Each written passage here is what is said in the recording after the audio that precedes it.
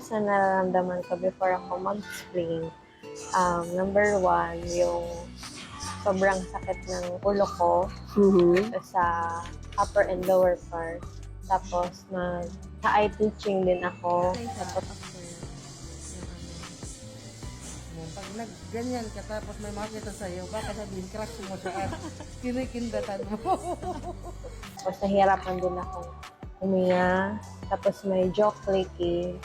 Tapos masakit din yung tenga ko. Tapos nangangalay yung sa shoulders ko hanggang sa likod, pababa. Tapos muscle twitching din. Tapos parang may imbalance ako. Parang hindi ako balance. Tapos nahihilo.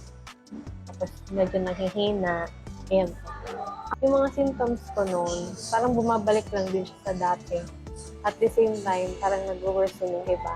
Kaya I decided na pumunta na dito sa SNS to treat my TMJ. Nung nalagyan na ako ng splint, so bali pang 2 months ko na ito ng splint. Nung first month, nawala na agad yung parang may instant relief na sa part ko. Kasi hindi na ako yung masakit yung ulo, hindi na nangangalay yung shoulders hanggang likod. Hindi na din ako nagka-eye twitching, saka muscle twitching. Although may konting tweaking pa naman siya pag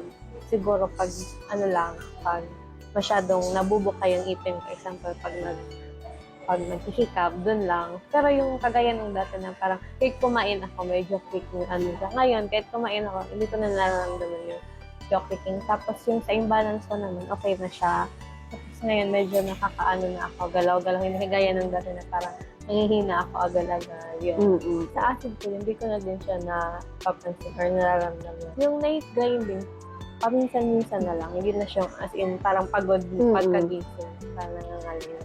So yung spin ko now is may expander siya. So, connected siya sa airways ko, which is connected dun sa yung nahihirapan akong huminga ngayon. Medyo okay na akong huminga.